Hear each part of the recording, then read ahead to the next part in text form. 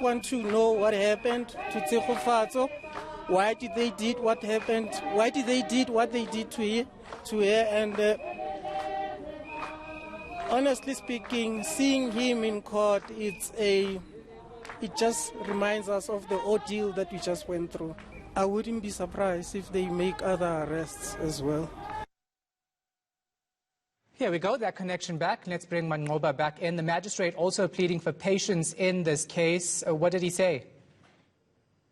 Well, Shahan, you recall that on the second appearance of Muzikayise Malipane in court, there was some disruptions from political parties that were in court. Of course, questioning the judge on why he had allowed Muzikayise Malipane to waste the court's time by saying that he didn't have his legal representative present in court. So they did somehow stand up in court and question the judge, leading to him walking out of the court. But he says that this is simply not acceptable given the fact that investigations in this case are still ongoing, and saying that really the public needs to exercise some patience when it comes to a murder case of this nature, because investigations will ultimately reveal who is behind the murder. So he's saying that the people that are coming in support of the family need to exercise some patience. Let's take a listen to what he had to say. It is true that people demand justice.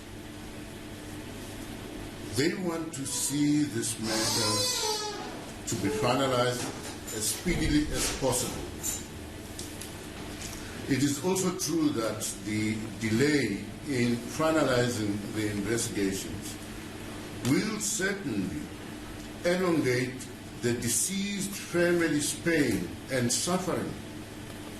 Tshegofatso Pule died a cruel death, and I convey my sincerest condolences to the Pule family for the tragic loss of their daughter. So very quickly, tell us what happens next.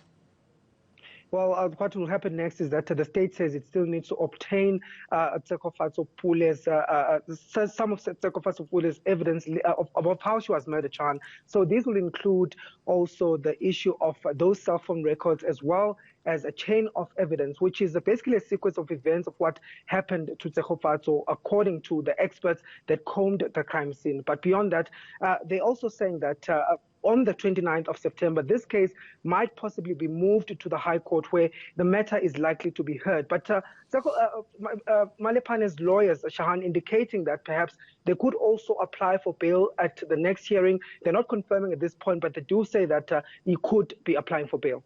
All right, we'll leave it there. Our reporter, Manqoba Mchunu.